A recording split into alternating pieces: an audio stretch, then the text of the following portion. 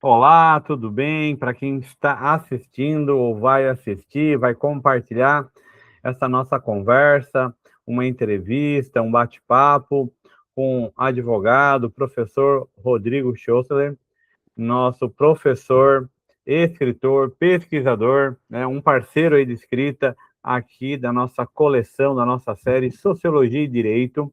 É uma obra que vem tomando envergadura. Começamos no volume 1. Na verdade, Rodrigo, nem existia o volume 1. Existia só o livro Sociologia e Direito, e de repente veio o 2, aí ficou o volume 2. Hoje já estamos, né, fechando o volume 5º e indo para o sexto. Já convido aquele que está assistindo, se tem interesse na escrita na área da sociologia, da economia, do direito, em qualquer área do direito, já entra em contato aqui conosco, a editora Catarina, e venha entender como é que é esse universo da escrita criativa, da escrita acadêmica. O Rodrigo, como falei, é o nosso parceiro. O Rodrigo vai lembrar aqui, ele participou também de um livro de filosofia e direito, volume 2, 3, 5, né? Eu acho que o 4, acho que só o 4 que ele, por uma questão de tempo, não conseguiu participar. E hoje o Rodrigo, que é advogado, né, especialista em direito público. Isso, professor. E docência no ensino superior também. Isso. Então, tem essa especialização, dá palestra, né? Além de palestrante, a gente oferta cursos, né? Em especial em Direito e Literatura. Já fizemos também Direito e Literatura 1, 2, o 3, também para o 4, e mais um plus ainda que nós vamos falar ali na UDESC agora no início de maio. Então, tem bastante evento, bastante conteúdo, e o Rodrigo, ele contempla ali Sociologia e Direito, volume 4, um capítulo que eu gostei muito da ideia. É uma sacada, assim, né? É repensar alguns julgamentos históricos na luz do direito da época e contemporâneo para fazer uma reflexão, né? Para fazer, eu nem diria uma análise histórica aprofundada, porque o tempo também, no sentido de paginação, não é muito, mas dá de fazer assim, uma reflexão.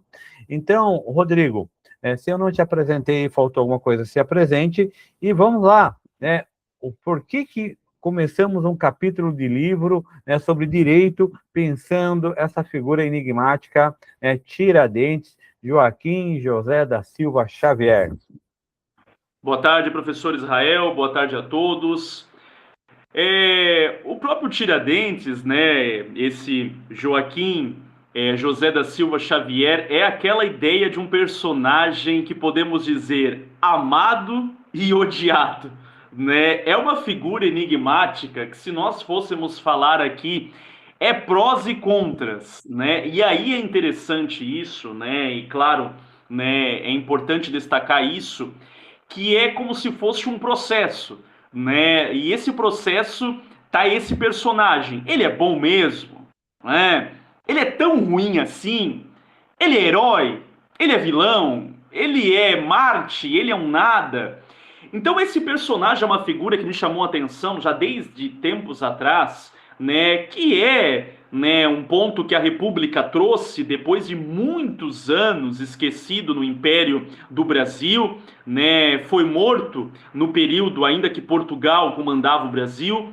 Mas é uma figura, e à luz do processo, eu gosto muito de abordar isso, que à luz do processo ele teve um processo, né? Um processo que nós podemos dizer inquisitorial, né? Por quê? Porque devido ao processo legal, ampla defesa, contraditório, imparcialidade, juiz natural, olha quantos princípios eu cito aí, à luz do direito processual, que acabaram sendo violados. E aí que está o negócio, né? Se ele era ou não era tudo isso, né? Acabou de uma certa maneira ele sendo propriamente condenado à morte. O restante, né, porque a gente sabe, em confidência, né, tem seus prós, os seus contras, né, se realmente era uma liberdade como um todo, como é traduzido, ou se era liberdade para eles, porque deviam para a coroa. Mas enfim, os nobres, né, acabaram não tendo a punição que esse Tiradentes teve. né? O Tiradentes foi enforcado, o corpo esquartejado, servindo como exemplo. Até depois, né, professor, podemos dizer que a cabeça dele desaparece no tempo e aí eles recriam o personagem, né? Trazem o personagem à luz de uma figura até messiânica, podemos dizer, na República. Mas o que é interessante, e no meu texto eu vou abordar isso, né? Que o contraditório que se teve não foi respeitado. Né? É um personagem que ele não teve um devido processo. Já era, né, um tribunal, a devassa, né, o método que utilizado naquela época, utilizado para condenar, pronto para condenar. Uhum. Né? A nobreza, ela acaba, né, usufruindo de não ser levado à forca. O próprio Silvério dos Reis se escapa e perdoado, por sinal, né? Ali a gente já vê a espécie da delação premiada, né, professor? Ali a gente já vê o que é muito hoje utilizado, Uhum. há tempo já utilizado, voltou com isso, e até mesmo nos trabalhos de delação premiada, sempre é citado essa parte, né, de Silvério dos Reis. Silvério dos Reis também estava junto com eles. Mas vou delatar porque assim, é melhor eles do que a minha cabeça. Eu tenho família, eu tenho dívidas e a Inconfidência acabou não dando certo, não chegou nem a ser o que era almejado, mas o Tiradentes ele acaba, né, sendo condenado, né? Se podemos dizer fosse hoje a República, eu não sei nem se teria advogado para ele. Eu acredito até que seria a Defensoria Pública que acabaria sendo, né, servindo como base, né, para defendê-lo. Ô, Mas Rodrigo, essas garantias, né, a repressão da época, né, tudo isso acabou levando ele à forca, né, acabou tendo o corpo esquartejado. E claro, né, não olhamos Tiradentes só como, né, essa figura enigmática, mas também que faltou o devido processo para essa pessoa. Não podemos esquecer que ele também é um ser humano que mereceu um devido julgamento, mas obviamente, época imperial, a coroa não querendo se incomodar, né? A Dona Maria I, rainha de Portugal, não quer se incomodar com gente querendo, né, formar uma nova nação. Melhor alguém ter exemplo, né, professor? Tem que ter alguém, tem que ser exemplo, alguém tem que ser tirado para Cristo. E aí é legal, né? É interessante isso. Tirado para Cristo. E aí qual é a figura que se depois se desenha? Do Cristo, né? Barba, cabelo, né, tudo mais. E que acaba ele, né, sendo condenado, mas aí que nós temos que, né, verificar, né? Realmente houve, né, um devido processo, né? Houve realmente justiça? ô, Aí Rodrigo, que está o grande e- negócio, né? essa questão do julgamento Tiradentes, a que pese a questão da legislação da época, ela foi pensando, né, num código civil, num código penal, né, o crime era lesa majestade, então era um crime, talvez o pior crime que pudesse ter, né, que era lesa majestade, passível de punição, pena de morte. Então, ou seja, era um crime, porém, esse crime, né, ou um crime que tem essa esfera, né, tão grande, né, que ele é um crime subjetivo também. E é por isso que eu penso que Tiradentes, por mais que pese uma legislação ainda muito subjetiva, muito confusa na época, né, que dá margem para quê? O julgamento dele não foi um julgamento do Código Penal da colônia brasileira, mas foi um crime julgado pela perspectiva da política colonial. Então, penso muito assim, que o crime dele, indiferente se foi um crime ou não, ele foi condenado porque havia uma perspectiva política, porque a que pese a história, que pese muito essa questão da história, que ele foi o quê? Ele foi, ficou 3 anos preso, se eu não me engano, né? Teve 11 interrogatórios, e os seus pares, né, aí que eu quero dizer, que tinham tanta articulações quanto ele, talvez ele nem era a cabeça, né, o Joaquim José da Silva Xavier, mas os cabeças desse futuro crime que não aconteceu, né, que é um crime que poderia ser, 8 de setembro, né, seria dado o golpe, né? Tanto pode ser condenado por tentar o golpe, né? Tentar, porque eles queriam criar uma espécie de república escravocrata. O que eu quero dizer é que os líderes, né, não foram, né? Tanto o Cláudio, Tomás, o Inácio, eles foram, né, condenados ao ostracismo, né? Foram um foi para Moçambique, outro foi para outro lugar, e mostrando o quê? Que era possível uma saída por Tiradentes. Professor, até podemos dizer, à luz do direito, teve brechas, né? Teve exceções para alguns. Então, realmente, eles conseguiram chegar ao ponto de dizer, olha, nós servimos a coroa, nós somos nobres, né? Nós pagamos os impostos, por mais que estamos em dívida, mas nós ainda servimos a coroa. E aí não executamos realmente o que nós queríamos. Então, por que, Vossa Majestade, nós deveríamos, então, ser degolados? Mas, assim, a própria rainha, né, ela vê que, assim, não dá para mandar para o exílio todo mundo, né? Alguém tem que acabar indo para a forca, porque tem que ter exemplo, porque senão daqui a pouco...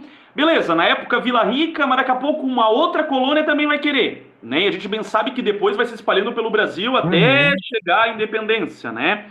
E aí, melhor alguém ser. E aí vai quem? Vai o mais simples de todos. Vai podemos dizer até, professor, vai o vulnerável da situação. Porque, né, vamos lá, vai o falastrão, vai o cara que talvez fosse aquele que mais queria a situação, podemos dizer aquele mais avançado. Não, o que mais quero sou eu. Não, então tu que é o menos favorecido, né, vai tu mesmo, né? Então também apenas servindo como punição. Mas a gente vê que já, e aí que é interessante, já temos exceções à regra aí, porque realmente se fosse algo confrontante, não teria pena de ninguém.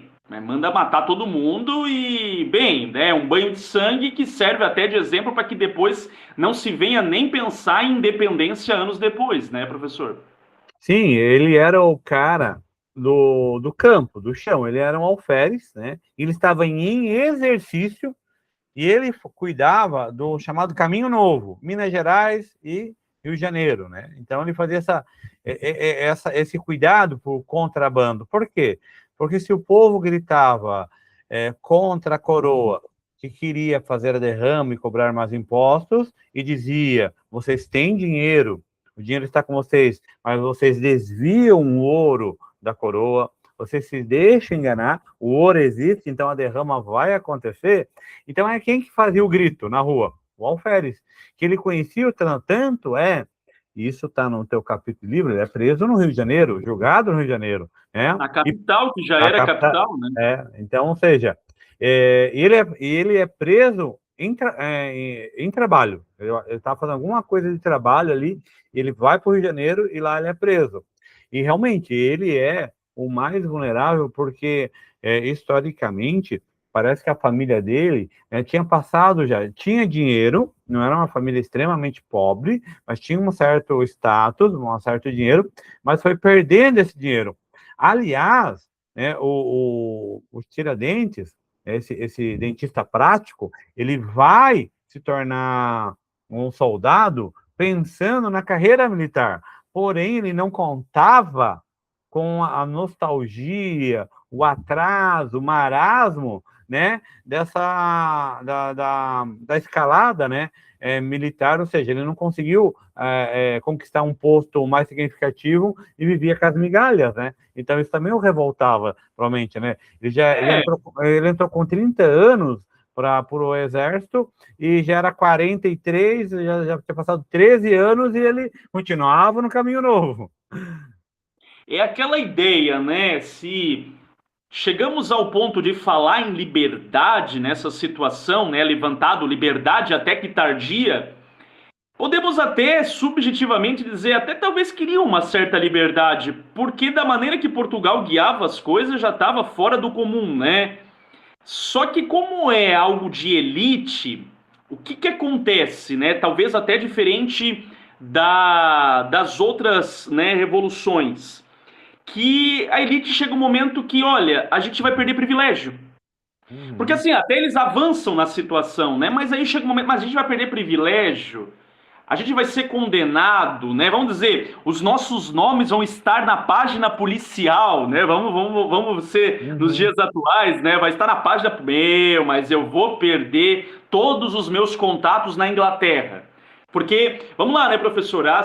As ideias são puramente iluministas. Então se espalha de Inglaterra, de França, e isso chega, a Revolução Americana chega, né, ao Brasil. Então, assim, aí eles perguntam, será que até onde vale a pena a gente ir com esses ideais iluministas, né, de liberdade, de igualdade e fraternidade até o fim?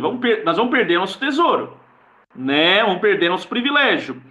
O alferes é de peito aberto, né? Não, eu vou de peito aberto para a situação, né? Já estou mesmo numa situação que não realmente não vou sair do lugar e eu vou para cima. E aí o grito, né, que ele dá, aí tem que ser escolhido alguém para morrer, né? Não há perdão real para quem fala demais, né? E aí que é o problema. Não há contraditório para uma pessoa como essa, né? Por mais que se fosse realmente aplicar a justiça, então vamos exilar ele também, junto com os outros. A gente tira ele daqui de Minas Gerais e chega. Mas não, alguém tem que ser exemplo. Alguém tem que ser exemplo e alguém precisa, né, ser mostrado como isso. E aí é o processo, né? Imagina o quanto. E olha só, né, professor? É interessante isso. Quanto tempo durou esse processo? Para nós vermos como o processo não é rápido, Não. né? E assim, como que eles vão tomar as decisões, como que eles vão seguir, né, de uma certa maneira, qual decisão tomar, né? Porque estão na capital, né? E precisam tomar uma decisão, precisam frear o quanto antes, né? Essa possibilidade de criar novas pessoas. E demora para ter um veredito, né? E quando se tem o primeiro, se pensa, não, mas agora tá, e o restante? O restante não é formado por gente qualquer. E aí está um princípio. O princípio da violação à imparcialidade. Porque eles são parciais. Não, então esses aqui, não, melhor não mexer.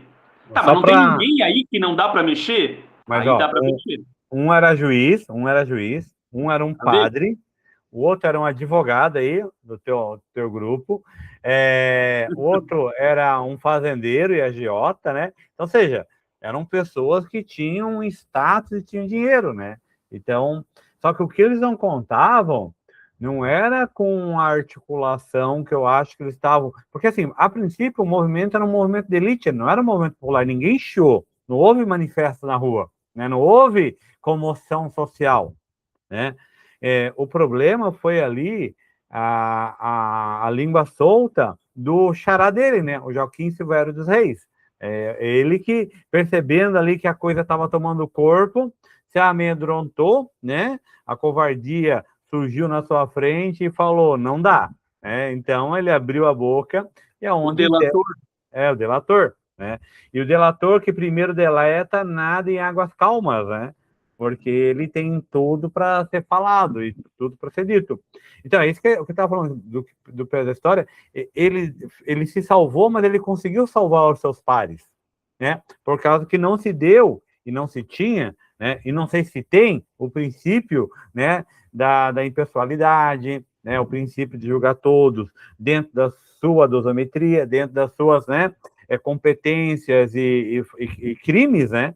Uma coisa é você ser um coadjuvante, né? Falar com a raia miúda, o outro ser o articulador do processo, né? Estamos aí à beira de uma grande delação que pode, né, tremer a República Brasileira, no caso aí, Master, né? Um caso que quem vai fazer a primeira delação, então fica um apontando o dedo para o outro, um na dúvida, então, nesse caso, o primeiro que fizer e trazer prova, segundo a legislação atual, se beneficiará de redução de pena e outras regalias. No caso ali também, vamos dizer assim, essa Porque norma, né? ele devia para a coroa, né? Então, Sim. assim, eu tenho família, né, professor? Eu tenho família, eu ainda prezo por um certo status. se eu for realmente ir adiante, a pena é lesa majestade. Eu sei que a pena é a morte.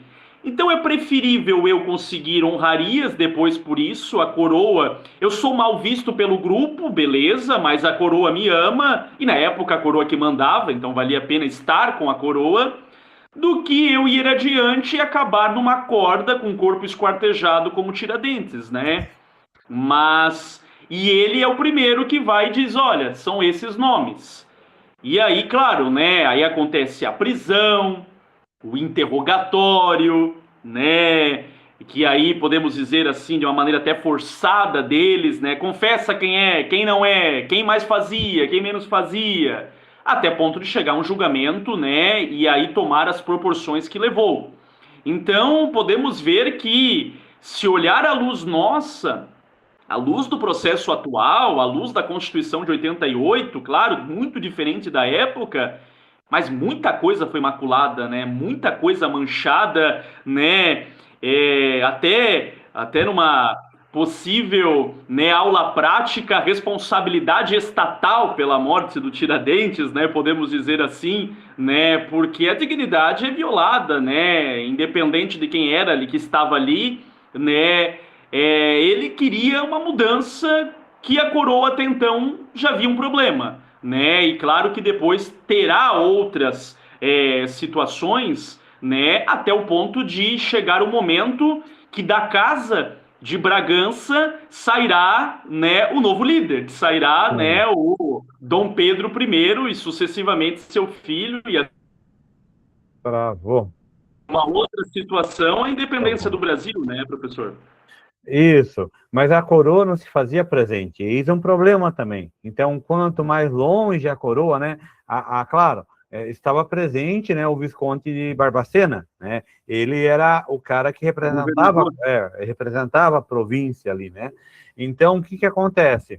Mas mesmo assim, a coroa em si estava distante, né, e a coroa, mesmo de distante, se fazia presente porque ela proibiu o quê? Então, lembrando, né, que a questão do ouro, né, a questão da economia aurífera, ela estava em declínio e não houve uma outra possibilidade, por exemplo, de se produzir produtos e equipamentos manufaturados. Um decreto, né, da nossa Maria Louca, ela proíbe qualquer tipo de atividade fabril, né, o que atrasa tanto Portugal, na minha perspectiva econômica, quanto a colônia, né, porque a gente não tem. A gente vai ter que comprar tudo da Inglaterra, vai ter que comprar tudo de Portugal, vai ter que comprar tudo de outras regiões, ou fazer aqui, porque não pode. Então, se eu tinha uma economia aurífera, ela está declinando, o que que eu vou fazer? Eu vou migrar para um outro tipo de economia. Ah, não posso. Por quê? Porque a coroa proibiu. Então, chame-se os soldados, os dragões com as suas espadas, e coloque, né, a espada no pescoço do trabalhador, né, ou mate, porque ele não pode fazer. Então, também eu vejo que ali, se não tivesse a revolta em si, desse personagem histórico Tiradentes, um outro tipo de revolta ia acontecer, porque havia um sufocamento político, socioeconômico muito grande, né? E é por isso que é interessante escrever sobre isso sempre, porque é o passado, vem para o presente e volta para o passado, né? A gente chama na história de PPP. Por quê? Porque é isso que a gente tem que fazer as devidas proporcionalidades, né? Sempre fugir do anacronismo, não transformar, né, em santo um personagem histórico, mas também colocar ele na sua devida proporção histórica, né, no qual o Joaquim da Silva Xavier teve e tem, né? Sim, odiado por uns, amado por outros, amado pela República, odiado pelo Império. É um personagem que marca, né, um processo, como tantos outros, né, com tantas máculas processuais, que segue para os dias atuais, professor. Eu acredito que a grande reflexão é que existem muitas situações, casos contemporâneos, né, que até abordamos isso em sala também, de violações, né, que simplesmente a mídia já condenou, que simplesmente o tribunal já condenou, todo mundo já condenou, mas que merecia um olhar especial, merecia ter sido revisto, né? Não deveria ter seguido uma ideia de parcialidade, por mais que bem sabemos quanto é difícil ser imparcial, né? Quanto é difícil ter uma visão dos dois lados e tomar uma decisão, ser julgador, nunca será fácil, em hipótese alguma, né? Nós, advogados, somos os primeiros juízes da causa, porque nós vamos ver o fato e levar ao tribunal, né? Então é um papel muito importante, porque nós iremos defender isso, defender uma sustentação, defender uma tese. Olha a importância de um advogado diante de um processo, diante de evitar nulidades, né? Coisa que não se tinha naquela época, quanto mais amigos, melhor, né? E aí aquela pergunta, será que hoje não está também assim? Será que as amizades não estão sendo mais a sério do que realmente aquilo que importa na hora de um julgamento? Então são questionamentos, podemos dizer, atemporais, e por isso a escrita, né? Não que sejamos donos da razão e que o que escrevemos e que dizemos, né? Porque realmente nós nunca saberemos o que realmente aconteceu, né? Existe um princípio chamado em busca da verdade real, o princípio da verdade real. Verdade real, podemos dizer o que é realmente, né? É aquela frase de Pilatos, né? O que é a verdade? E aí que temos essa interrogação, talvez até para não responder, né? Mas para nos questionarmos o que é preciso mudar e o que é preciso também seguir adiante, e quais são as pessoas, né, com suas qualidades e defeitos, como Tiradentes teve, né, mas o que precisa ser mudado, o que precisa ser alterado, que figuras como essa, situações como essa, merecem um cuidado especial diante do processo, para que não se saia do tribunal o que realmente importa, que é buscar essa justiça e buscar, né, um juízo natural, nós podemos bem assim dizer, doutrinariamente. Muito bem. Ó, eu acho que as pessoas que estão assistindo, né, vão compartilhar, vão curtir aqui o nosso canal, vão curtir aqui o professor Rodrigo, deve ter gostado. E o livro, né, e com o capítulo do professor Rodrigo, estará aqui postado, né, o link nos comentários. Se você gosta de temas históricos envolvendo o direito, a economia, né, os problemas sociais e políticos, né, faça o seu comentário, curta, compartilhe, entre em contato comigo, aqui com a editora Catarina de Alexandria. Quem sabe, né, Rodrigo? Quem está nos ouvindo agora pode participar do próximo livro do volume 6, no qual você já está convidado, estamos pensando. O Rodrigo volta para essa série Debate entre Sociologia e Direito, porque no volume 5 ele fala sobre Shakespeare. Eu não sei quem ele gosta mais, Shakespeare ou Tiradentes, mas eu acho que é Shakespeare. Eu vou dizer, Tiradentes eu não sou muito assim, porque ele é muito incontroverso, assim, e gera muitas interrogações. Nós mesmos, se nós formos tomar um café e falar sobre ele, é tanto amado quanto odiado, é muito problema nele, né? Eu diria que ainda prefiro Maquiavel nessas situações aí, porque ele já é odiado de vez, então já é mais fácil para a gente acabar conversando de certa maneira, professor.